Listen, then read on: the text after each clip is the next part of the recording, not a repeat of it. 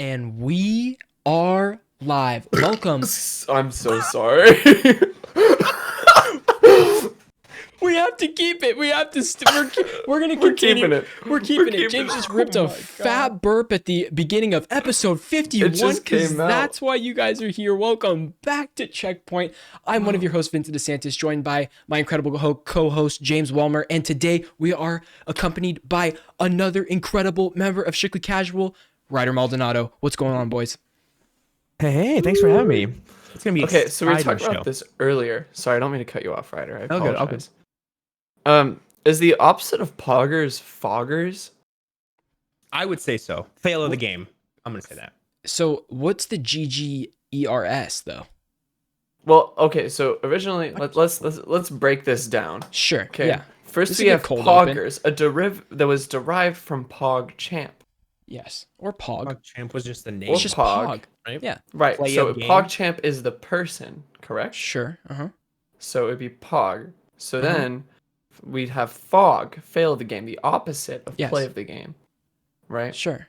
So then that would lead to Fog Champ being the person who had the worst play of the game. If you will, the person who got killed in the final kill cam. If you will, the fog of the game right now is James for burping on the first 1 second. I of say the that podcast. puts me as the Pog Champ. Okay. Incredible. Anyways, Legendary. well, boys. Speaking of some Pogger moments, what have you guys been playing this week? What's been the vibe? How's it been? Well, I've Ryder, been trying. me. Oh, All right, I Ryder, you always go the go worst first. possible Like, thing happened. it's Yeah. like, Ryder, you go alright. first.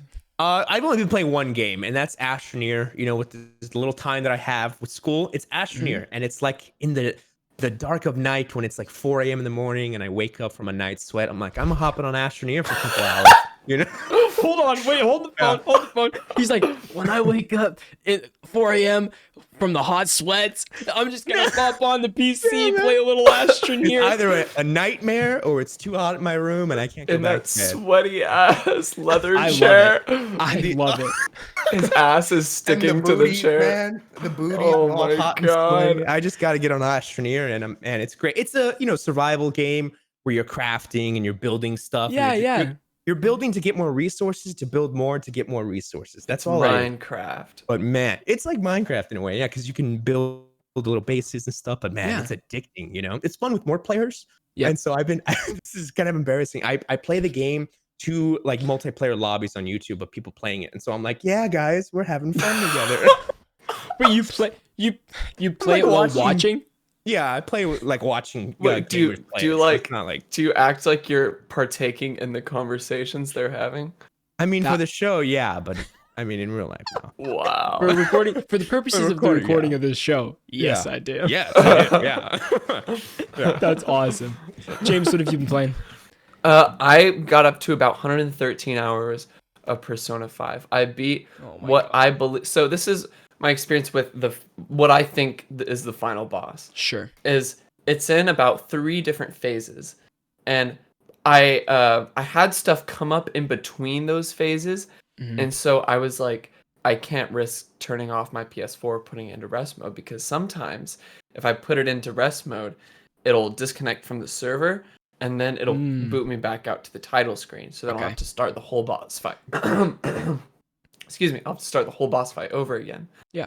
So I was like, I just gotta leave my PS5 on. Right. So that added probably around 5 to 6, Hours. maybe even 8 hours onto my playthrough. But I think we're reading around by the save file. I think it's 118, 117. So I have a give or question for take you. 110. Yeah. Is the number of hours you have different on the actual save file and on the PS5 menus? I haven't checked.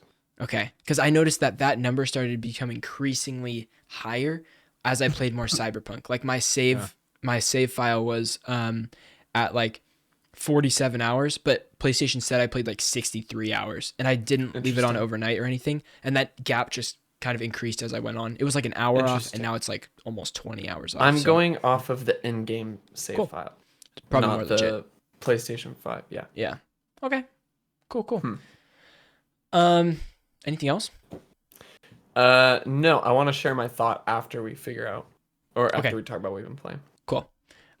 We played Division 2, James. We played That's right. We did play Division 2. 45 minutes of Division 2. Yeah. But it was fun. Did it look better? It Does it was look fun. like insane? I've been seeing a lot of people post about that. It doesn't look like super different. It's just the frame rate is so much smoother. Yeah, it's a lot smoother to play. Mhm. It feels smoother from like switching cover and stuff. Mhm. I would want to play more. That'll be a good segue into James's thing in a bit. But I finished Halo 3 this week. Okay. Nice. Reactions. Halo 3 is my Reactions? first Halo game. So what do you think about it? Not as good as Halo 2. I still think Halo 2 is the best Halo game of them all. Like, Steven, hands down. Put it down. Steven, you weren't there for know. Halo 3 In and its its prime time. multiplayer. You're right. I know. Because custom games on Halo 3 I'm was speaking, the best. I'm speaking purely from a first-time campaign perspective. Okay. I enjoy the Halo 2 campaign better. I'm sure Halo 3 had the multiplayer for years. That was thriving. So I totally get that. But yeah, that was good. Played some more Valorant, of course. Ratchet and Clank, played a little bit more of that. Which feels like it's never ending. I feel like I put quite a bit of hours into Ratchet and Clank, and there's just another mission, and I'm ready I kind of get that. to free some space up, but I'm having a good time with it. It's cool. Okay. And then I had to delete Division 2, James, because I needed to do a 2 gigabyte update for something. So I also deleted Division 2. So go into what you were going to say here. So the thought occurred to me today when I texted you, Vin. Sorry, I'm drinking bubbly right now, and it's just the That'll do bubbly burps. Yeah. Nice. I texted you, and it was about GTA 5. Yeah. Right? Because I know some people are doing this RP server on GTA 5, and I was thinking of you, and I was like, oh, I think like Vin would really love this game. He's he's the mafia guy. He loves heists. Oh my God, I would all love that it. stuff. It's totally Heist? up your alley, Dude. Well, Ryder, me and James have been watching someone play a mafia role play thing where you can only talk like strictly Italian. I was in one of those one time on Xbox not too long ago. It was like looking for friends, right? And they were like, "Hey, you got to put the hat on. You got to find the wardrobe." And I had to buy a car. I had to buy the mafia car. That was is a good so time. epic. Wow. I It's pretty sick. But Sorry, it was just James. a bunch of like walking around, you know. Yeah.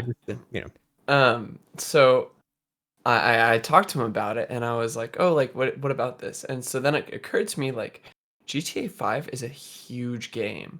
Yeah. GTA 5 is like 100 gigs or something like that. Just something crazy, and it keeps going up because they keep adding content to it.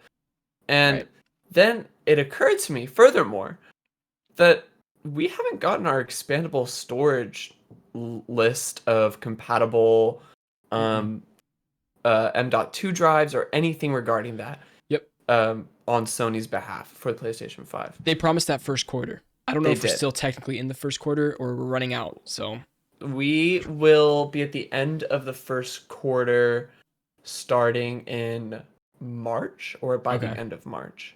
So we're getting there. Yes. So they have about another month. Okay. But this is no. I'll bring that thought up later when we start getting into the news. I'm going to write that down though as we start. okay. James, do you want to share the first little piece that we have here? We have a little discussion. We have a little discussion to take place. Okay. And that is the first article, right? You're not talking That about would be the anything first else. article. Yeah. Okay. First article we have here. I'm sure most people know about this because this is big news, right? But this week, I think it was yesterday or today. Yesterday, we got the official releases for The Last of Us HBO series casting. Last night.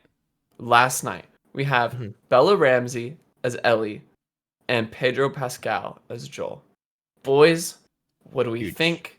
First impressions, first reactions. Do we like it? Vin, Ryder, have you seen Game of Thrones? No, and I know that she's from it, but I've seen a little bit, but not too much to know anything about her. I'm going to lead by asking Vin about these actors because they were both in Game of Thrones actually. Yeah, That's both funny. in Game of Thrones. Yeah. Right? I mean, Pedro Pascal's role is mostly famous in terms of Mandalorian, but I think it's hard to compare his role in Mandalorian to something equitable to Joe. Here's what I spent a lot of time thinking about this yesterday, and at first this news ruined my day. I was like, here's where I'm coming from. I believe that the Last of Us story is so well written. I cannot wait for people to experience this story that just don't play video games or will not pick up a video game. Specifically, people like my dad. I was talking to him about this last night. I think he would really love the story of The Last of Us, but he's not going to pick up and play a 30-hour game. That's just Yeah. he's not about it. Right. And I recently saw a movie with Pedro Pascal in it. I know we're getting into movie territory here, and we got freeze frame, but they're going to talk about this in their podcast too. But so we'll just do it quick. But there's a movie that Pedro Pascal was in. It's a indie sci-fi movie on Netflix, and it is also about Pedro Pascal caring after a little girl in space. And it's actually a pretty good movie. It's not a great story or anything, but he's a good actor in it, and they have good chemistry, and it's a little more emotional role for him, and he does good. I don't see him as Joel. I can't visualize that at all yet. He has way too much swagger for Joel to me. Like Pedro Pascal is the man, dude. This guy looks good. He's the man. So he is the man. I kind of wanted someone more subdued, and I really thought that the perfect casting for this movie would have been Nicholas from Nicholas something from also Game of Thrones, because he has the ties to HBO. That's why I think we all and figured, he's just such a good actor, and he looks just like Joel, and he would be perfect. Now for Bella Ramsey, she's literally like 10 years old while she films her parts in Game of Thrones. Now she plays like a queen, because like her parents passed away, and has to be the queen at some point in the show. So she's very commanding as this 10-year-old, and you're like, oh my God, I'm all about this character. I was like, dude, anything she tells me to do, she might be 10 years old, but I'm doing it. And so it's like, that was cool. She's a good actress, but I in no way see her as Ellie from The Last of Us. That is not at all. She looks like a little tiny kid from me. I don't know. What do you guys think? She does look very young. Yeah, I think if Neil Druckmann has as much control as I think he does, I think when they're looking at the casting and they have that script, they're really trying to see, can you hit these beats? Can you hit these moments? That they don't really care as much as looks as of course fans would, but they're looking to see. And I feel like, like you say, if Bella Ramsey hits those beats with the commanding and the control like Ellie does, then I think it's a good call. But yeah, I really thought my dream casting for Ellie was Caitlin Dever, and I think that was everybody's, well, majority at least. She has the ties, I think, to HBO with Booksmart, but yeah, she was a good one. And then of course the guy that you were saying. So that's right. Yeah, I know that they're trying to go the younger avenue, but I don't know. It depends on the maturity level. You know what I mean? We'll see how the makeup and the hair and everything looks with both of these characters, and if they can bring it out. It also doesn't help that I just played Last of Us 2, where we have an older version of Ellie, and so I'm like trying to envision that. So that's that. What do you Let think, me ask James? another question. This is a hypothetical. Would you? I guess it's not hypothetical, but it's just a would you rather. Would you rather have had the earlier speculated Mahershala Ali? Mahershala? Yep. I think Mahershala Ali is an incredible actor in every single thing I see, but I just don't see him as Joel. You know what I mean? I don't know. Doesn't fit. And it's like, I mean, it's, you even give him the audition. It's like, why give him the audition? Like, an actor has to fit the character description. You know what I mean? Like, I think, at least on a casting call, it seems like. So I don't know why you consider Mahershala Ali. You know what I mean? Like, it's you're just being different to be different. Like, what's the point behind it? Which is fine. I mean? If they were trying to go a completely different route and just have the characters written and then change like all sorts of stuff, then sure. But I don't know. I feel like that was a rumor to be a rumor, though. I don't even know. Who knows? He hasn't said anything. But you know what he does have coming up is Blade, and I can't wait for him to be Blade. Yeah, even God Wesley bless him. Snipes, is he going to be? I know we're getting some movies. Sorry. I know. I want to get into it. Get to the game news. Sorry. All right. Anyways, that's, I guess, our thoughts on Last of Us casting. I feel like I've been thinking about this for a while because I really want this to be good. With the writer of Chernobyl tied to it too, it's just they know what they're doing. They know what they're doing. They're building the team. Okay, I can't wait to watch it, even if it's not what I want it to be. I can't wait to watch it. Okay, Finn, lead us on this next one. Next up, this is something I'm very, very excited about. This week, Epic Games Unreal Engine announces that they have a new thing called Metahumans, which is a tool that lets you craft realistic faces. This comes from The Verge.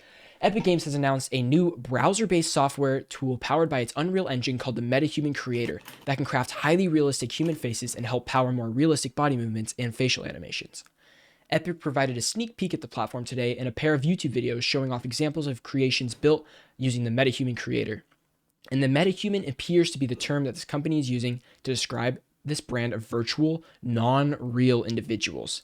Epic says the Metahuman creator can be used in conjunction with modern motion capture and animation techniques for creating lifelike movement and human interactions scenes built for video games, film, TV, and other formats. Now, there's a lot of stuff here, guys, but here's what I really want to get into. Unreal Engine, right now, we are seeing this across every single medium. Not only just video games, we're seeing it in movies, TV shows, and the scary part that we're getting into is more deep fake stuff and like that sort of thing. They're making this Metahuman stuff accessible to anyone, to the point where James texted me, Vin, have you heard about the Metahuman stuff? And I had just woken up, right? So I was like, no, I'll check it out. I was like, I'm downloading this. So I did. I downloaded the test file for Metahumans and played around with it. And I was surprised. I have like no experience with Unreal Engine, so I was like, I don't really know what I'm doing too much here. But I could start. You know what I mean? Like I did it. I opened the file. I could animate things. I don't know how to animate things, but they are making this accessible to everyone, and it's kind of scary, but also really freaking cool. I mean, It's really cool. it's awesome. Let me see. We got a couple more things here. It's just that the Metahuman creator seems capable of making some shockingly realistic looking people that could easily pass for real life motion captured actors, though perhaps we need to wait and see what the tool is truly capable of in the hands of third party creators before making a verdict on whether it escapes the uncanny valley. So there's just a demo out now with 2 characters, and the full thing comes out in a few months. What do you guys think? This is interesting. I think it's really exciting for me, especially because I'm really one for games that look realistic. Out of all the style of games, the stylistic ones are great, but the realism to a game is really what I love because I want it to be like a film.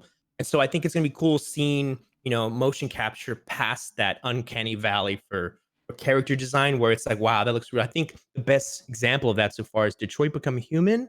Now, It's pretty good. I pretty disagree, but there's some scenes where some of the actors are in the light, and it passes that that graphic where it looked real. And yeah, the textures were off, but I did see some clips of this Unreal Engine, and I think it's so fascinating that technology is getting to a place where we thought it's like it's impossible to do that because to trick the eye, but you can tell it looks that with the pores and all the details of it. It is insane. I think crazy.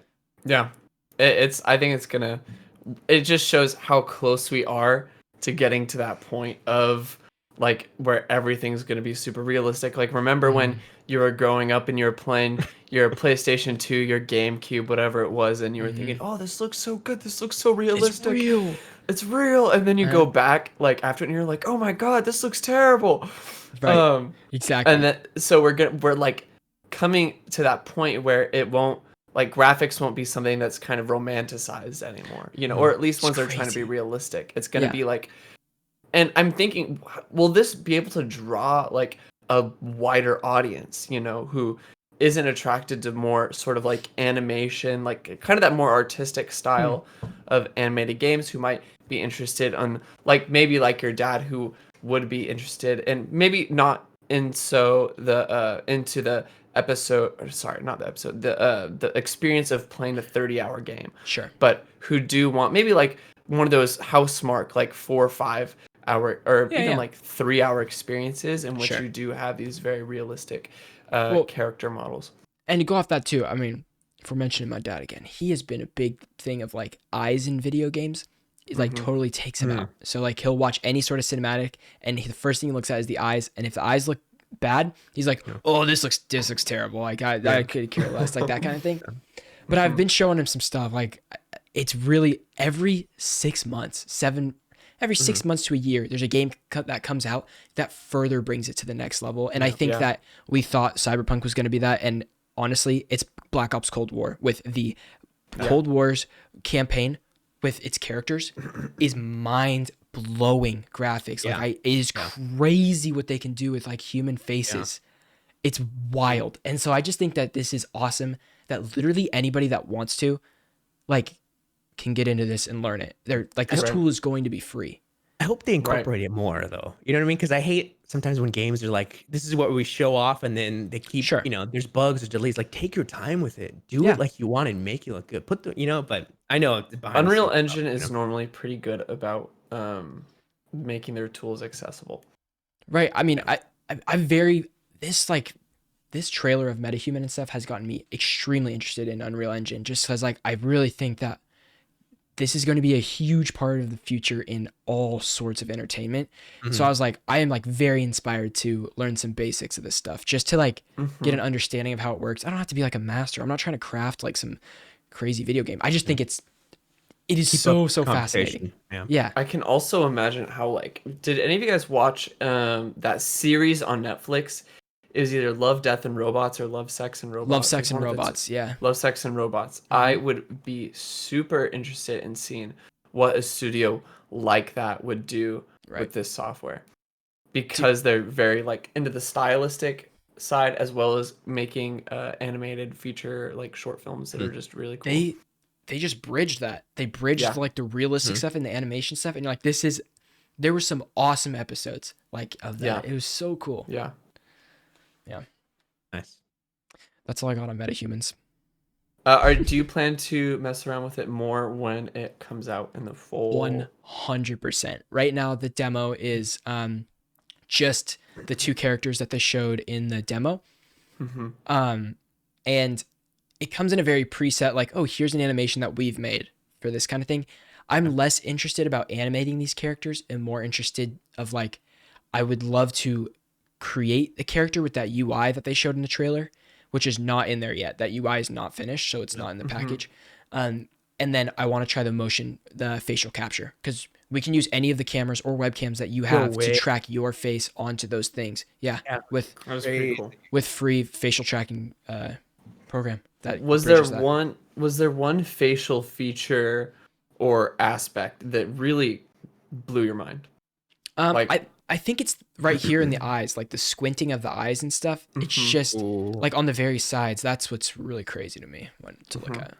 For me, I think it was the forehead wrinkles. When I think she was looking surprised or something like that, but she put her eyes up like that. Yeah. And you could see like the divots in the forehead. Right. In a way that I just had never seen before. And it just looks so good. I was like, dang. Yeah. Ryder, anything? I think seeing pores, because sometimes you can tell if it's rubbery. And it's almost like where you feel like, oh, wow, if that was a mask, you could touch it. You could, know, a skin consistency, all the little imperfections and pores. Pores for me are always a big thing where you can see it briefly, That's good. And James, you said that there was a thing there you couldn't edit the pores yet, right? In this demo? So the demo, there's 2 major things. It's like the skin and pores stretching when you're talking. That's the biggest thing that kind of breaks it, is like as I talk, my mouth kind of stretches and my cheeks kind of move along with my mouth and my expression. And sometimes this just doesn't get communicated onto digital models. And I don't think they've put that in there yet, or at least that wasn't what was evident from the trailer. So hopefully that gets taken care of. And then the teeth looked a little weird in my opinion, but that's going to depend on the model too, because there's some all sorts of customization there also. That is true. But so cool. So cool. Ryder, do you plan to use it at all? Yeah, I definitely want to check it out now. I didn't know that. I mean, I just saw a video on Twitter. I didn't know you could download it. I'm going to download it and check it out. Heck yeah. I'm definitely into that, I will not, but that's okay. I just think it's interesting to check out. With a nicer graphics card to see what difference that makes. You know what I mean? Yeah. See if that goes into it. But I had to turn off a lot of real-time rendering. Okay. To just render the person instead of the person in the environment. I just was like, okay, turn off the environment. I just want to see the person. Yeah. But okay. Right. Do you mind if I take this next one? I'm very excited about it. No, go for it, Finn. You're good. Or very questionably excited for it. I'm interested to see about this one. Okay, so next up, we're talking about Anthem's fate will reportedly be decided this week. Now, guys, we're recording this on a Friday. It is almost on a Thursday. It's almost the end of the week here. We got like another 24 hours before we figure out the fate of Anthem.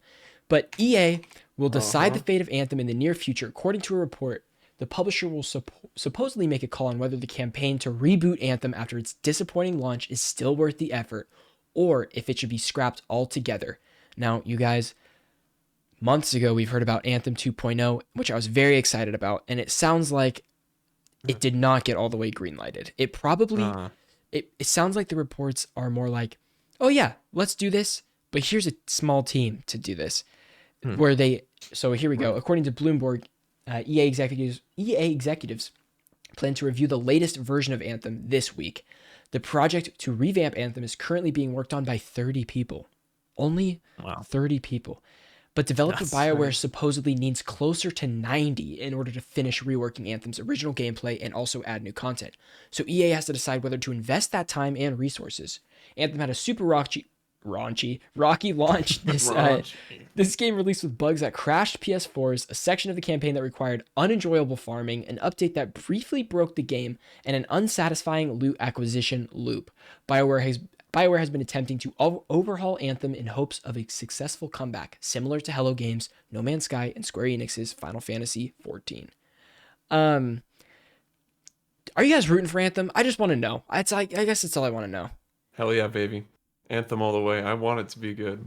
James, your mic went dark or like deep. So when you said "hell yeah, baby," I was like, wow, that was a good effect. I mean, I think I'm for it. My only concern is comparing it to No Man's Sky, because a game like this, if they're gonna revamp the campaign and add new missions, I am for it. I thought it was such a great concept, and I bought it on day one. Of course, it was glitchy, and I still have it. And if they rework it, I will play it. But in no way will it be like No Man's Sky, to where it's like, cool, it's back, fan base is back after a couple of days. Sure, the hype is there, people are playing it, but I think it's like you got to add consistent gameplay, like a No Man's Sky, where it's a survival. But more missions and making it look great. It'd be like, cool, comeback story. We love to hear it. Good story in gaming, But it's like, I don't know. I feel like they could put their resources somewhere else, but EA has a huge team, so who knows? I think that Anthem just has a great base. I think the flying is fun. Yeah. I think that there's enough weapon variety to keep you interested there. I don't know if it's necessarily like fun to shoot those guns, but the powers are a cool idea too, like chaining those and that kind of stuff. Flying like Iron Man. Yeah, exactly. I just think it feels cool to be in a javelin. Yeah, the customization for the javelins were awesome. They're super deep. Really cool. But yeah, totally fell flat for me. I didn't even finish the campaign, I don't think. I probably put 10 hours in. I didn't buy it. I thought that it was going to be bad when it released. So I didn't buy it, but I'm still rooting for this game. I want it to be good because I just think the concept is so cool. Here's the hope, James. Let's say this gets greenlit for its Anthem 2.0 and it gets its 90-person team. Will you pick Anthem up on the PlayStation Store for $5? Absolutely. Let's go. Wow. $5 is a great deal. That's a huge game. I bought it for $60. Yeah. Biggest F in my life. On PC, I would love to see what it looks like and how it plays. It has cool particle effects, that game. That's really cool. It does have cool particle effects. I remember those. Yep. Okay, well, I guess we'll get back to you whether or not Anthem is saved or absolutely shot out back and left for dead. If one of there gets old Yellard. Yeah, it's gonna. All right. It's gonna. I'll take the next one. EA acquires Glue Mobile in a $2.1 billion deal. Electronic Arts today announced it has reached an agreement to acquire Glue Mobile for $2.1 billion in enterprise value.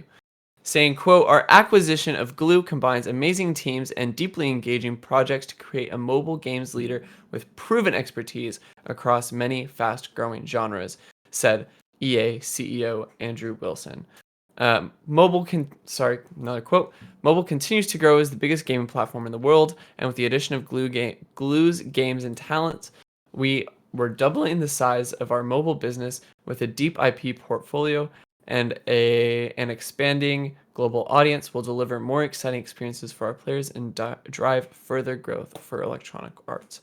End quote. So Glue games used to be like when I was in middle school. Used to be the shit. When I was at school and playing games on my little iPod Touch, or when I was just in the car, whatever, trying to avoid conversation with my parents, playing games on my iPod Touch, whether it was like some random ass twin stick shooter that was always had a new theme, every month they came out with another one. It was like, oh, look, this game is so, and some of them were first person shooters that were they had so many damn microtransactions. That's how mobile games make money. Yeah, that's the name of the game. That's the name of the game. Let me read off some of the popular ones here. Blue Games does Kim Kardashian Hollywood. They do Disney's Sorcerer's Arena, Diner Dash, Frontline Commando. Wow. Oh, all the Frontline Commando games, all 25 of them, and the sniper games and stuff too. Are you joking me? Like the ones with the bullet time? Like you're like they give you a mission. They're like, man. I report. We're gonna put you on top of a skyscraper. You're gonna have to take out the man with the yellow shirt, and you're waiting there for like literally 15 minutes of real time waiting for someone with a yellow shirt, and he's the only one in like a sea of red shirts, and you're like, target acquired, and then it's just Come out now. yeah, exactly. And you just do that over and over again. I loved those games. Those are my favorite, bro. I played the Deer Hunter games a lot. You know, the ones where it's just like you're just shooting random deer on the screen. Anyway, Memories. What do you think they're gonna do with this? They're gonna make a Star Wars mobile game. They're gonna make anything that EA owns. They're just gonna make a mobile game of it. That's all this means. Gonna make a Star Wars Frontline Commando. Oh, You can do. I mean, they've had like a card game, I think, of Star Wars, right? Like they've done like a card. They like a do. They flipper, have like Galaxy of Heroes right now. but that's not glue. Okay. That's not glue, but that is EA. I'm saying So I guess styles are that's like all that. one now. Yeah. The possibilities are endless though with EA's franchises, and what they own. It can go on forever. And make They have way so more. much. And if Glue already has Star Wars too, it sounds like it's kind of a match. Kind of works. match made in heaven for sure. Kind of works. Yeah. Yeah. This is a huge deal though. $2.1 billion. I know. Glue must be making That's bank on those mobile insane. games. That's really what it is. They must. I be didn't know making they were bank. still out A lot. there. I didn't know they were still producing games. It's just That's not in the the- mobile game market that much. No. That's the problem. Yeah. They have so many accessories for it now. Like you can really take it serious. I know. Yeah. The controllers. I mean, you could sync your DualShock 4 up to that, your Xbox controller too. Oh, It's crazy. that's right. That's right. As Got a long as the little app clip. does controller support. Yeah, that too. Mm-hmm. All right, Ryder, take this next one. Okay. Sorry, I was just Oh no, you're doing good, you're good. timestamps here on this. But yeah, here we go. So Oh, the ESA. No, it's okay. Just have to remember this one. Anyways, the ESA is planning to revive E3 as an online-only event this year. So I heard this on social media too, so I was pretty hyped. Yeah. Thanks for letting me do this one. Mhm. It says most gamers probably already saw this coming. BlizzCon and other similar events that are, even non-gaming tech conferences have already migrated to an online-only format due to the pandemic. And after the cancellation of the previous E3 in 2020, it's no surprise that it's happening here as well. Yeah.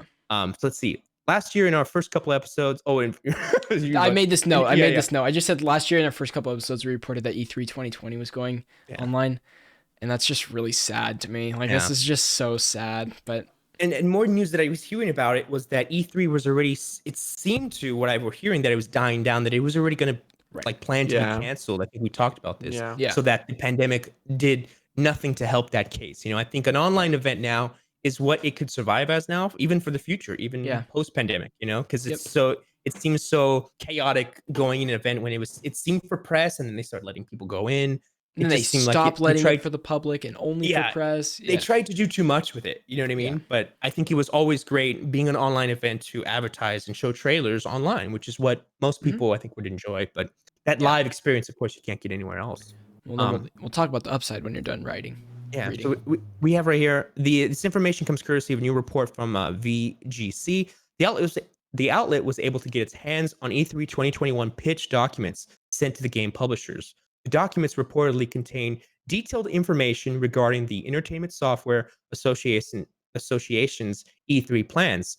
Of course, some of them may be subject to change. It's still months away, so who knows what could happen. So what does today's news mean for viewers at home? Well, it's convenience. Of course, you have right here. Convenience for one, you can rest assured they won't be missing out on any important reveals or any information just because they can't afford to play a ticket to LA or you can't see it, It also means publishers, event hosts, and developers will all be holding fully digital keynotes for us to watch with remote game demos and private previews available to journalists and influencers. That said, we know E3 2021 will kick off on June 15th, 2021, and will end a few days later on June 17th. Yeah. So now, I want to ask you guys, do you think that Sony and all these big AAA companies will announce like a new IP with E3? Or do you think that because it's died down, it doesn't seem as hype, they're going to be like resisting with it or more safe like they have been? Here's a question to answer that question. Okay. Okay. Is like Sony has State of Play, Nintendo has Direct. Oh, that's do they need E3? Which is so Yeah, that's sad. right, that's right. It's, I forgot it about breaks that. my heart. They don't need E3. E3's become it's dying because they It's so leave and sad. they're able to create their own event, right? Here's the purpose of E3 as it remains right now. E3 is so that journalists and press can get their hands on demos and report progress on a lot of these games that have been previously revealed or revealed during this current E3. Okay. There's also other events that take place at E3 aside from reveals. Yeah. Huge But I mean, announcements, really. for people like us who are there to get new information on games and stuff like that, that's not even the first priority of E3, which is kind of crazy. You know, it's like showing a brand new game trailer is a side. It's exciting for us, but the developers are there to like meet other developers. The journalists are there to report for their companies. Like that's what E3 is for. We're just Talk like about their we're the tech and byproduct of the good stuff. try and get ahead of the curve of other companies and see like, look, you know we've been working on a new console, but here's what we actually have. Sure. Journalists get this out, we're the best. You know, they want to. I feel like it's kind of been right. like that. You get know? those That's how it started. behind closed doors demos like that, like hour-long Cyberpunk playthrough. You know, It's just I think I have so many good memories about E3. I mean, we have CJ Woodland in chat right now. Where we were kids, we would watch. Well, I mean, kids. I don't know, maybe 5-6 years ago, maybe longer. We would watch those E3. Like we'd get together, watch that like at someone's house or like a PlayStation experience. Same thing, like these big events that I've always dreamed of like going to. And it's so sad that we're finally in a position where we could go to these things, especially living in LA at certain points, and these events are not happening. That is so sad to me. So you know what's going to be the biggest F about this whole thing? We won't have any more of those flop presentations where we get to see like live audiences. Nobody's reacting. No one's reacting whatsoever. I don't see enough movement out there. That's like the ninja flossing moment. Yeah. Even the Keanu moment, that was at E3, right? Or in Gamescom? The Keanu moment was at E3. Yeah. That you can't replicate, you know, and that's what the meme, that's what kind of adds You more look advertising. amazing. Oh, you're breathtaking. Yeah. People can make memes all they want, though, but it won't be the same. Yeah, but it just won't be the same. And I mean, like, dude, it's like when like 2 years ago for E3 when they were doing the Ghost Recon Breakpoint one, and John Berthnell comes out on stage with his dog, and nobody reacted. And you're like, I was like, oh, this is kind of cool, but I was like, nobody else thinks this is cool, I guess. I was like, oh god, okay. It was such a disappointment. I was like, I like this guy. Or when like I think it was like Ubisoft had like Dance Central games they used to promo, and so they bring on like weird celebrities. Like they had Jason Derulo on there one time.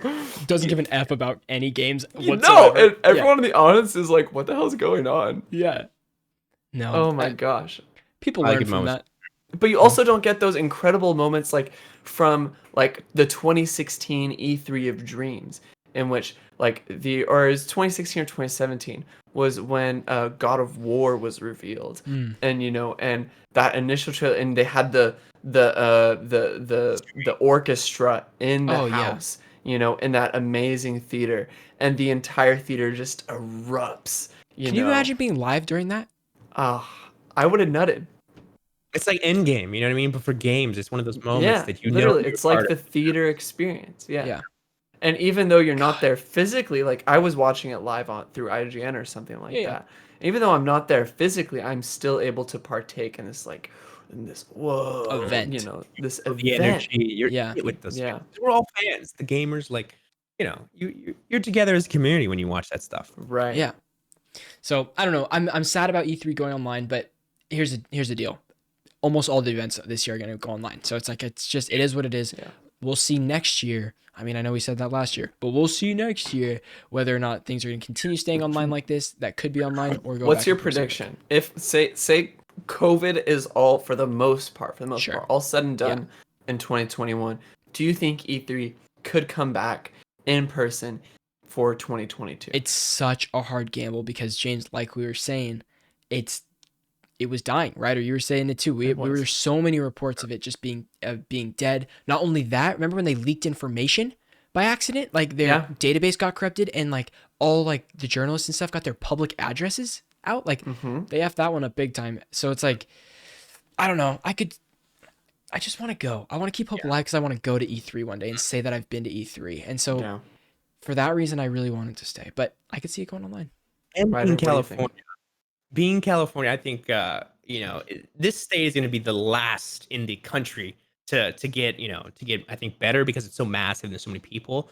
But it could go one of two ways where people are so eager to go out that when they lift the ban, like they have recently, people just they're wild. They They go out sell to a tickets convention. like that for Yeah, E3. it Yeah. could be like that. Where it's like, oh, biggest, it's back, baby. And if there's a vaccine Right. and if everything's fine, then it's like cool. Everyone goes back to normal.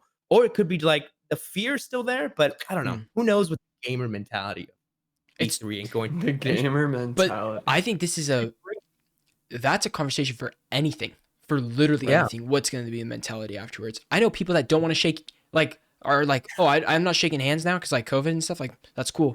But they're like, I never want to shake anybody's hand again. I know that's a very extreme example, but like that's a thing. There's like even if there's a it's a personal vaccine. space thing there that they don't have. Like I don't know. It's weird. It's a weird No, it's thing. different now. Mentality is different for sure. Like Yeah. it feels like going to WonderCon, the Comic Cons. There's so many people, and you're just. I mean, it just Yeah, don't feel weird now. Mm-hmm.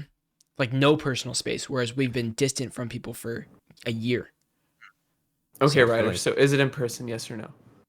I'm gonna say no. For 2022, saying COVID is said and done. Saying people, like for the most part, like general, I'd say like no. I'm just Go online. okay. Say online because the way would it's agree. going is like we have success. Let's just do it an online event. Yeah. If Game Awards can do it, let's do it. But other conventions would happen in person. But I think they'd be like, there's no point to. It could be a strategy thing. You know what I mean? Yep. One thing I want to tack onto this before we move on to the next thing is Summer Games Fest is coming back. That was great. And Jeff Keighley announced that it is coming back, but he's been asking for a lot of people's response and critique from last year's.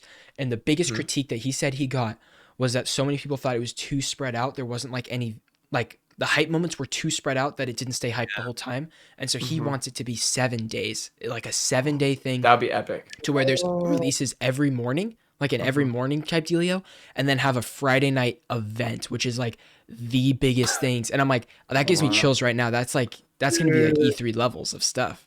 Like, that's really, really cool. When he announced it, it felt like E3, and I know, man, not to get into it because that's a whole other thing. Man, that's so exciting to do coverage on it and to watch. Because you could have like brand new, like let's say God of War, for example. It's like God of War one day, and then the next day you're getting another like Last of Us 3 or Uncharted 6. Like I know, I'm just retarded. I'm ridiculous.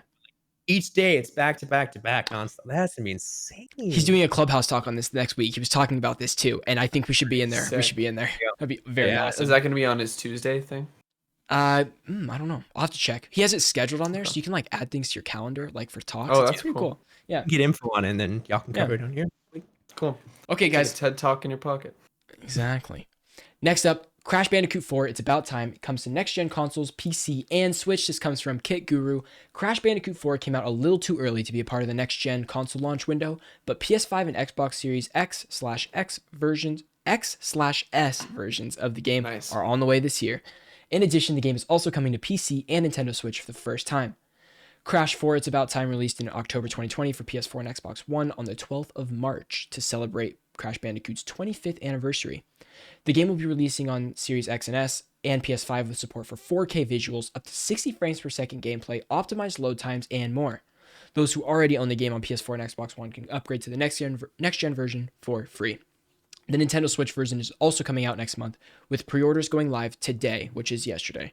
We don't know any specific details on how... maybe that's 2 days ago. Anyways, it's up for pre-order now. We don't know any details on how the Switch version looks or performs yet, but later in the year, this game will also ship on PC, but not via Steam or Epic Games Store. Activision will be putting this game on Battle.net. Very interesting. This is kind of huge. That it's coming, that it's everywhere, or that it's on PC? That it's not everywhere. Yeah. Again, I can't wait to play Crash 4. I just won't pay $60 for it or $50 for it. It's weird that this is the game to do it. To go everywhere? Yes. Well, but they've been on Xbox before. The Crash... Have they? Yeah, the Crash Bandicoot Remastered trilogy was on Xbox as well as PlayStation. Okay, then I'm tripping for nothing. I don't know why. I don't necessarily know why. But I think Crash is still a perfect contender for Smash. I know that's a little bit random, but I think it could be there. I think Crash could be there. I want to see Sure. more games. I want to see more like huge Yeah, AAA you're games right. ported for Switch. Hmm. Because I think there's huge potential there. Big Switch guy. And with the Switch Pro coming out, baby, who knows? Maybe those games will run like butter Who instead of knows? Witcher 3 being Yeah. like potatoey but still playable. Yeah. Yeah. So yeah, that's a bit. That's all I got for that one. Cool. That's all I got. There's a big cool. It's a big cool. That's about it. Just thought you guys should know. Mm-hmm. All right, Okay. who's taking this next one? You got this one, man. I don't have PS5. No, I got the next. The next one is like. Okay, I'll say All it. right, you take it. Okay, the PS5's DualSense is the latest controller with drift issues. So now, correct me if I'm wrong, but drift is when the sticks, right? They don't line Mhm. up with the. Yeah, okay. Mhm. Yep. So it looks like the PS5's DualSense is the latest controller facing the irritating problem of drift. We've all experienced it before. Some of us have, some of us haven't, where the controller registers joystick movement without the actual player touching them. It's super annoying. As reported by Kotaku, gamers are starting to post stories and videos online of their controllers drifting, as well as anecdotes about their experiences trying to get them fixed or replaced through Sony. The game FAQ's forum shows at least 9 different threads by users experiencing drift in their brand new PS5 controllers. Customer service worker contacted by Kotaku also confirmed that the controller drift is covered by warranty and explained that the customer was responsible for paying shipping to a Sony repair center, while Sony would pay for the shipping back to the customer once repaired. It's Mhm. kind of scummy, I think, a little bit. It's a Let's little see. bit scummy. It is. So it's One yeah. law firm is currently investigating a potential class action lawsuit against Sony over the drifting issue. The same firm also filed a complaint against Nintendo previously. So, with the PS5 only newly released and still suffering from stock shortages, it's unknown whether this drift problem will end up as a widespread as Nintendo's, or whether the cases are going to just stay few and far between. Yeah. That's Here's bad publicity, I think. Oh, and it's you never terrible wanna hear that. publicity. You Yeah, it never doesn't wanna look good. I don't know what to say about this yet because I feel like not enough people have PS5s to have a good test. Like this is not a good scientific test of 1 in 10 PS5 controllers drift. Sure. I think we just saw maybe one outspoken person have drift on maybe a social media, and maybe 5 or 6 others be like, "Oh, mine's drifting too. Mine's drifting too." And an article, like any sort of news outlet, would pick that up as a story. Like, okay, DualSense is drifting. You know what I mean? And so it's like I just don't know how great this is, especially with this lawsuit that's happening. They were not successful in the Nintendo lawsuit. So I don't know what's changing here. If they're, It's just news, you know? Yeah. it's Gotta just make the news. Yeah. I thought I had stick drift. the other After you day. read this article? No, before it. Okay. Okay. Yeah, it could be I was gonna say this is the placebo effect. Yeah. No. I was playing Destruction All Stars, and Oh. my car was drifting a little bit to the right, like when I wouldn't touch it, and I was like, "That's strange. Okay. Maybe it's like I'm like, oh no." Cheesy says it's just the game. I was thinking it's probably just a game. Like if I hit it in a wrong place, maybe that like the mechanics of the game, like the mechanics of the car, like made it drift to the right or whatever. But I was like, for a second, I was like, oh, like, what's really going on here? I still stand by that the Xbox Elite controller is the best controller ever made.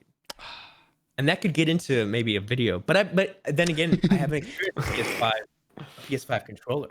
You know what I mean? So that could be because I know that that's the new one, but never had any problems, never experienced it. But I am experiencing drifting on my old PS4 controllers. I just realized that's what it was. Oh yeah, It's annoying. It's annoying for sure. I have one Joy-Con that drifts and one old PS4 controller that drifts. I don't think my Joy-Cons drift. I have 1 of 8 drift for me. So it's like, it's not super common, I guess. It's just, it happens. Mm-hmm. It happens. If it drops, I'm sure something gets loose and it can start drifting. I don't know. Stuff like that. But yeah, exactly. One PS4 controller that drifts because I dropped it so many times. That's what Cheesy said in chat. Okay, James, take this next one because this is a big one. Cheesy, This is a biggie. I'm glad Cheesy's here for this one. Educate me on this. this. Is a chonker. And you're gonna read this and you go, why does this matter? And I'm gonna tell you.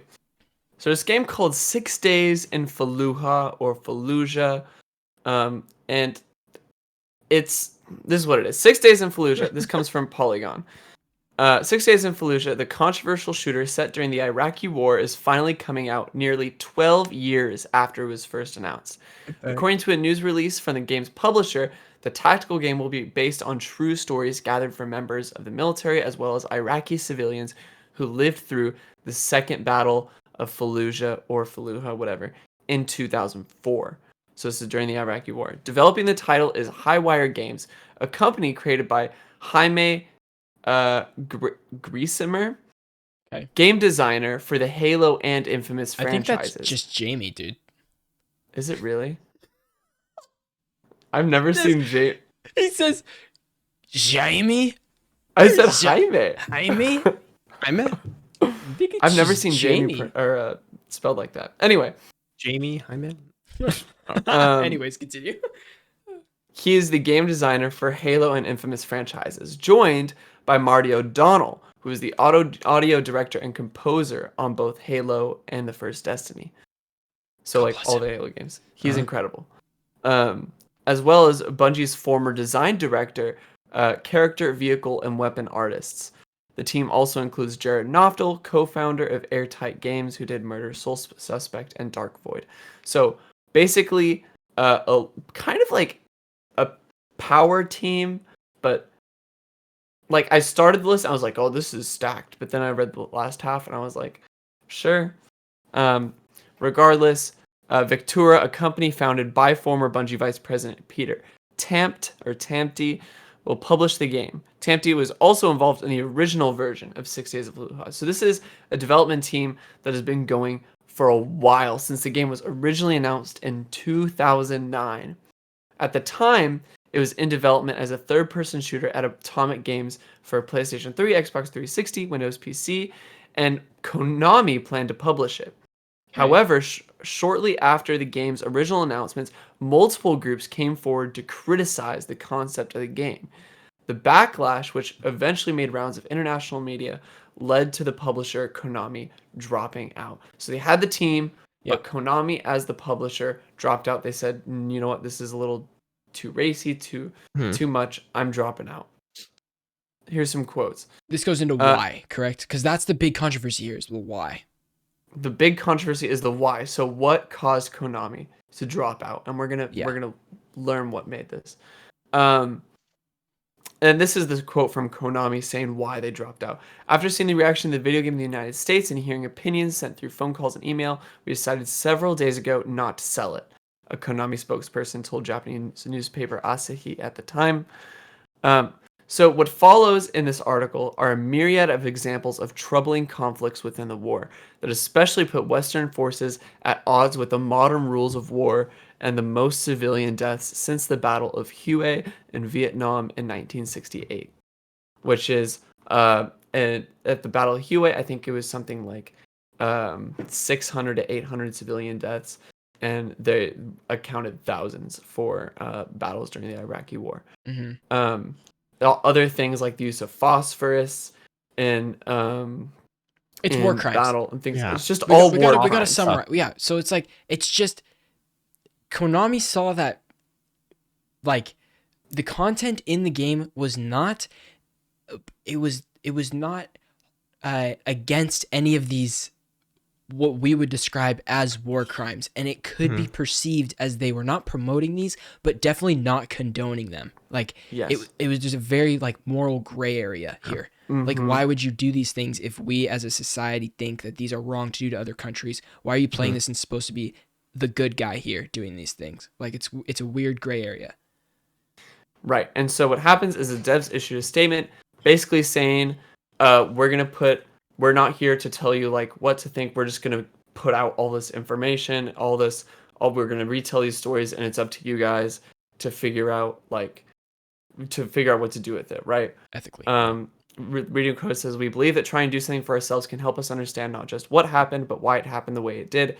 Video games can create insight and empathy in other ways other media cannot.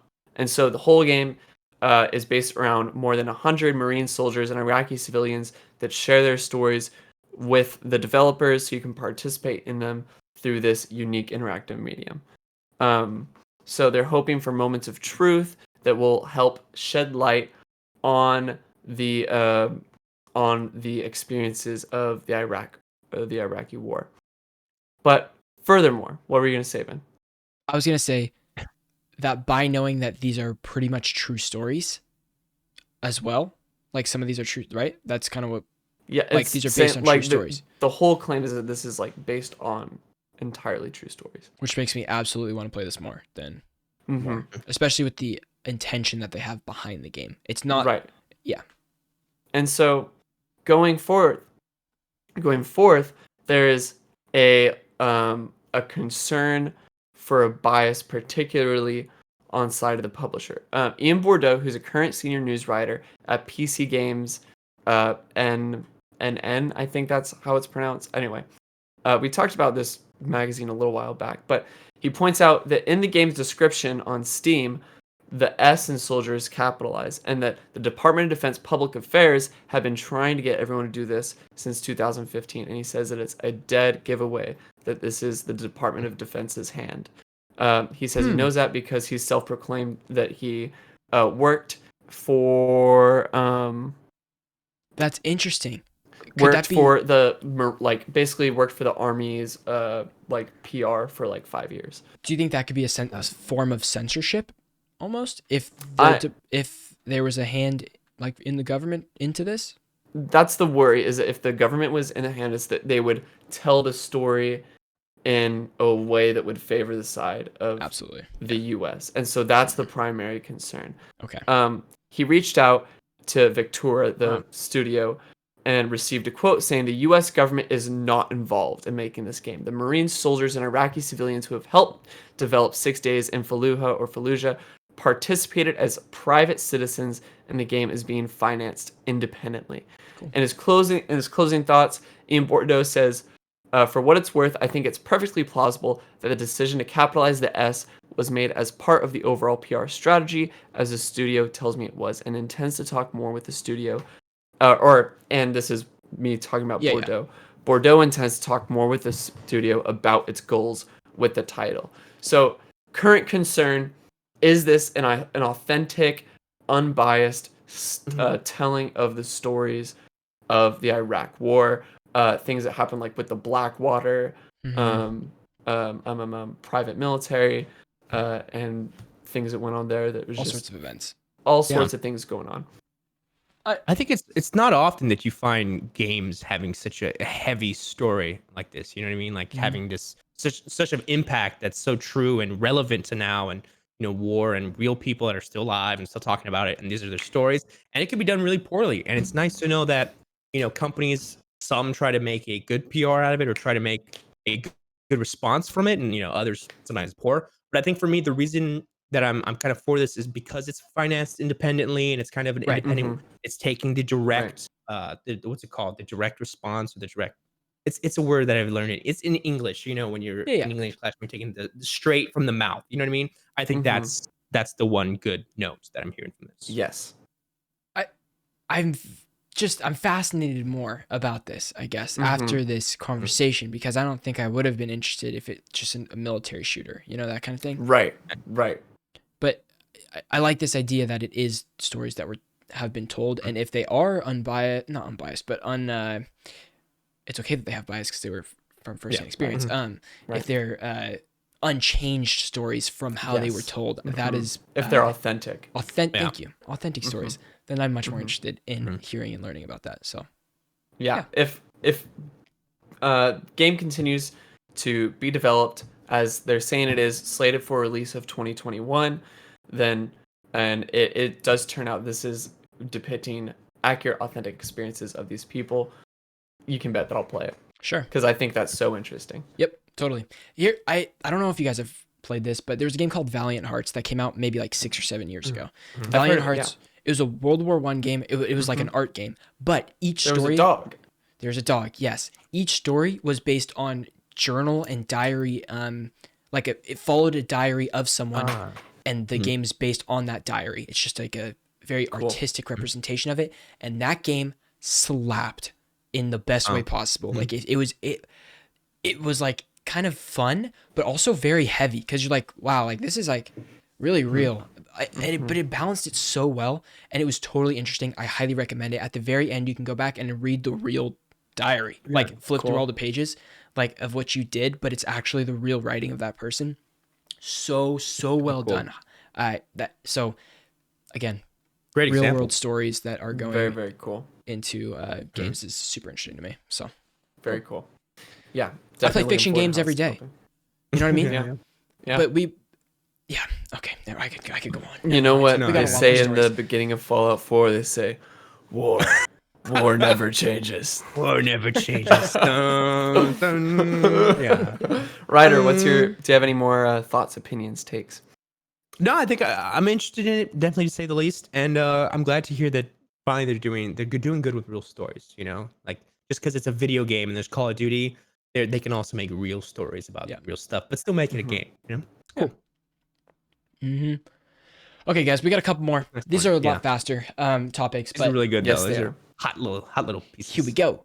Prince of Persia: Sands of Time remake delayed again. Thank God. This comes Oh my straight. God. Well, this is from Kid Guru, but it's from the actual Twitter account of Prince of Persia. This is from the Twitter account. It says, since announcing Prince of Persia: Sands of Time remake in September, we saw an outpouring of feedback from you on this beloved franchise. The statement reads, "It's our passion and support that is driving our development team to make the best game possible. With that said, we have made the decision to shift the release date to a later date." That statement goes on to say that this additional time will help the team to deliver a remake that feels fresh while remaining faithful to the original. Unfortunately, no new release window was offered, so it could be some time before we hear more. I guess the problem was that the gameplay that they showed was not as impressive as they were flaunting. So there's that. I didn't think it looked very good when I saw the original trailer.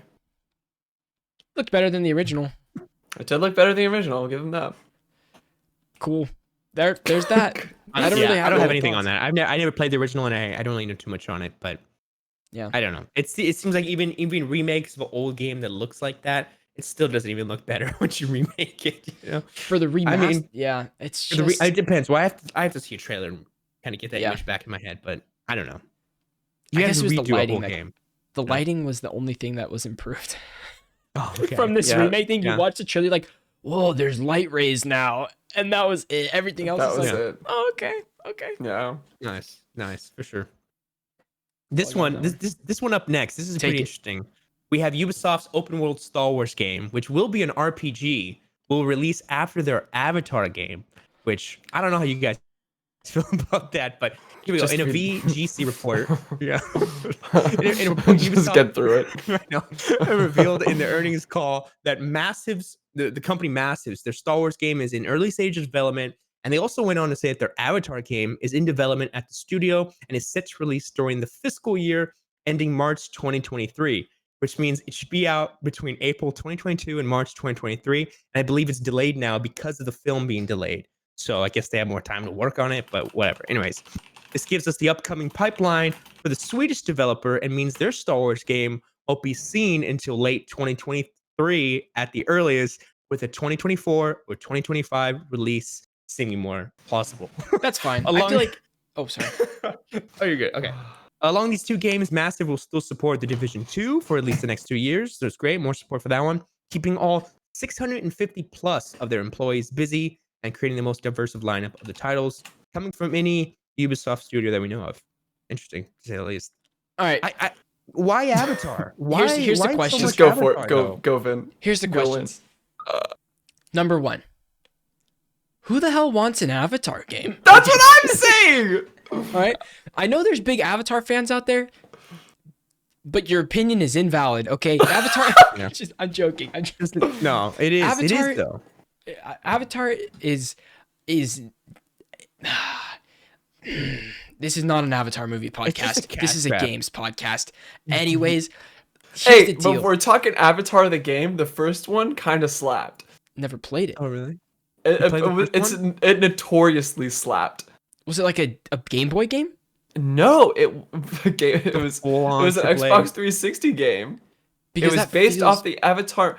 It was, but it wasn't. No. It's like same worlds and everything, but I think it like told an independent story, but it was kind of in the style of like a Star Wars Battlefront type game. And so Oh, it had like God. cloud. Do you know what that sounds like? The Battle of Naboo. And guess who doesn't ever want to play a game about the Battle of Naboo? Me. Okay, that's what that sounds like. I promise people liked this game. I'll have to. Give me the Star guess Wars, man. We got to get past. No, it, 'cause then we get that, okay. we I'm get missing that the big, point. massive Star Wars game. We want Star Wars, okay? We want Star Wars. Yes. But because then we kind of get oversaturated with all the Star Wars games. We're already Now- oversaturated. Do we? There's a point of no return. And Okay. we've hit the point of no return. You got to go all in, yeah. We're And oversaturated you know what? with Marvel. We're oversaturated with Star Wars. Everything that I love is getting oversaturated and losing its specialty, and it breaks my damn it would heart. at this point in 2021 in society, it would be one thing if it's just like Justice League over and over again, like, oh, it's awful. But the fact that we're always getting like, wow, that's great, let's talk about it, that means something. Yes, it's oversaturated, and I think it's lost that specialty of being rare. Let me throw That's something. gone with. Let me That's throw gone, some. though. Let me You know? throw something Come at you, Ryder. Avatar 2, 3, 4, and 5. What do you have to say about that? Okay. Avatar 2. Oh my god. No, man. They're shooting back to back to back. Avatar 2 is I don't know wrapped. why. They're on Avatar 3 right James now. Cameron got on his high horse because he had the biggest film of all time, and he was like, "Hey, let's make Do you know 6 how of these long bad that boys." man Like, spent in a submarine? I swear that dude spent like 2 years in on the a middle. fucking submarine. 10 he was years? like, "I am Jack in Titanic." Imagine if he God. wrote the script in a submarine. I wouldn't be It surprised. seems like something he would do. Jack threw Rose on, even though they're completely fictional characters. Yes, exactly. Okay, well, anyways, we're a long ways out from Star Wars Open World, and it sounds like we're a long ways out from the Avatar 2 game as well. Plus, Division 2 is going to be updated for the next 2 years, so great, I guess. Great. I mean, I'm just gonna get tired of Division 2. I kind of already am. I had so much fun when we played. I had fun. I had a great time. But dude, there's so much DLC we have to get into. There's Oh so my much God. stuff. So many games, dude. Get out of here. So much stuff. So many games. Yeah. All right. Okay, Cyberpunk hackers? I'll take Cyberpunk hackers. All right, take it. Cyberpunk Studio alleges malicious hackers are threatening major data leak, but they already did, and they already sold their source code Do you know what that to was? the black market. Call an ambulance. But not for But not me. for you. Not for me. Sorry, continue. CD Projekt Red said hackers had accessed its internal network, digitally scrambled some of its data servers, and tried to blackmail it. The perpetrators claimed to have stolen source code for several of the firm's games, which they said they would leak unless a payment was made, but the Polish games company said it would not negotiate. Apparently, the deal's already done, and they sold the source code for Witcher 3 and Cyberpunk. Crazy. What a world. So we'll see who Which gets their means- hands on that and what comes of that, because someone has source code out there for these giant, big AAA games. So what you're I saying kind of is, want to. I want to see what happens. Yeah. what you're saying is Vinny's now going to get on his Unreal Engine and reskin Witcher 3 to be his own. Because I'm an Unreal Engine master now. I've Yeah, downloaded yeah. it and clicked 5 buttons. Therefore, Yep. I am a master. Remake the whole game. Remaster. Uh-huh. Exactly. Exactly. Ryder, take this loss. Oh, that's right. I'm going to use Unreal Engine to become a VTuber with this new meta. Yeah. That's the way to go. Oh, Okay, we got- yeah. This is a short but sweet one. Star Wars Republic Commando could be coming to Nintendo Switch. So there was a little leak where Switch eShop, a data miner, was looking and he noticed the game had been added to the Nintendo Store servers ready for release. So that's really all there is to that one. So who knows? It might be coming, and with those pornographics, it's a great game though. It's iconic. It's part of history. Give me episode 1 Racer. I am all in, baby. Its developers listed as Asper, which had previously handled ports for various other Star Wars games, such as Episode 1 Racer, Star Wars, of course. Dude, I played the crap out of that on the N64. I want this game so bad. Oh my god, can you imagine a strictly casual stream where we're all racing each other on episode 1 racers? God, No, oh I don't my give a God. fuck about Episode 1 Racer. Oh, I want okay. Republic Commando. That's fine. That's good too. Wasn't that one No, it wasn't co-op.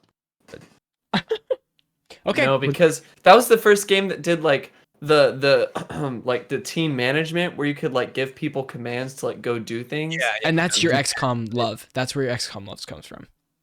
No, my XCOM love. I found my XCOM love before playing Republic Okay. Commando, and I was It like, feeds. "Oh, It feeds. it feeds. Yeah. Oh my god. Guys, it's time for everybody's favorite segment, random fun stuff. Stories without a story, baby. These are literally just headlines, and there's really nothing else to say. Do we have 6 today? Oh, I was gonna say it's perfect. 5. Okay, well, Ryder, Take you the start. first one. Oh, I'll start. Okay, we'll go me, James, Ryder. Okay. Cool. All right, number 1. Minecraft Dungeons exceeds 10 million players. That's kind of insane. Ratchet and Clank Rift Apart launches June 11th exclusively for PS5. Pre-order bonuses include the Pixelizer weapon as well as the Carbonox armor. Then you have a note. I have a big note here that I need your guys' opinion on. Okay, this is huge. This is groundbreaking, earth-shattering speculation here. Okay, here it is. This was supposed to come out at the end of last year or the beginning of this year. Okay, we're now looking at a mid-year release in June. Okay, keep in mind, Horizon Zero Dawn 2 has to also launch at the second half of this year. Do you know what also has to launch? God of War 2 at the end of this year. So guess what? I'm ready to put good money down that God of War 2, God of War Ragnarok does not launch in 2021. Sony spaces their first parties out, and they're not going to stack them up to all come out at the beginning of the console generation. This will give them more time to breathe for other games too. God of War 2 is not coming out in 2021. That's my guess. I saw a tweet. I saw a tweet before getting on the show, and it said, "I will personally give everyone who likes this $1,000 if God of War Ragnarok comes out this year." Yeah, it's not. Okay, Cheesy in chat, this is an interesting point. He thinks Horizon Zero Dawn gets delayed and comes out after God of War 2, but I can almost guarantee that's a negative because we've already seen footage of Horizon 2 or like a gameplay, at least a cinematic. Concept. So, yeah, cinematic. I God think of War with 2? focus on God of War, We it just would got not. the logo. Yeah, God of War is so early in development. Well, probably not early, I would say. I feel like they've been working on it a long time, but that's such a pivotal, IP for Sony that they would just give them the time. Horizon's like cool, it's doing well, but it's like God of War now, Horizon later. Like what? Horizon's the better child in this fight? I don't think so. I think you got a good call. I think it's 2022. Is absolutely. Ragnarok. Q1. Q1. Sorry, that was my note. I just needed to add that because I thought it was interesting to think about. And then this is for Cheese in the chat. I know you mentioned earlier. We got Jack Black has been.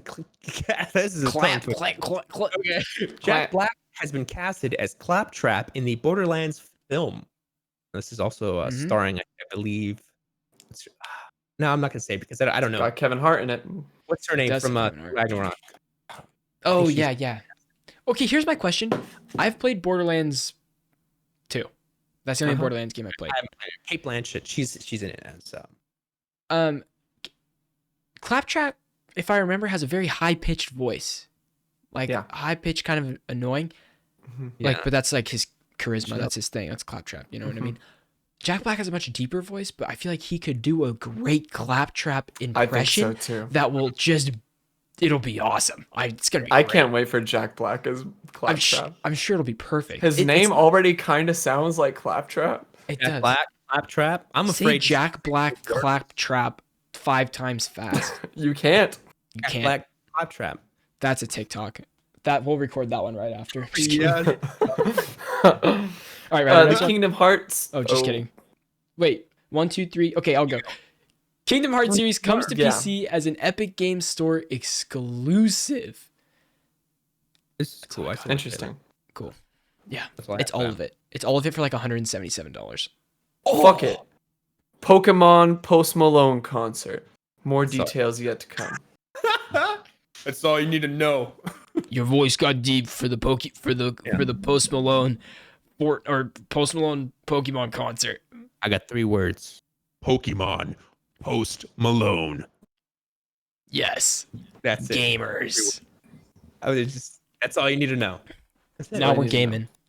Guys, that was episode 51 of Checkpoint. Ooh-wee. I don't have too much to add besides I don't know. This has been a great show. There's a lot of news coming.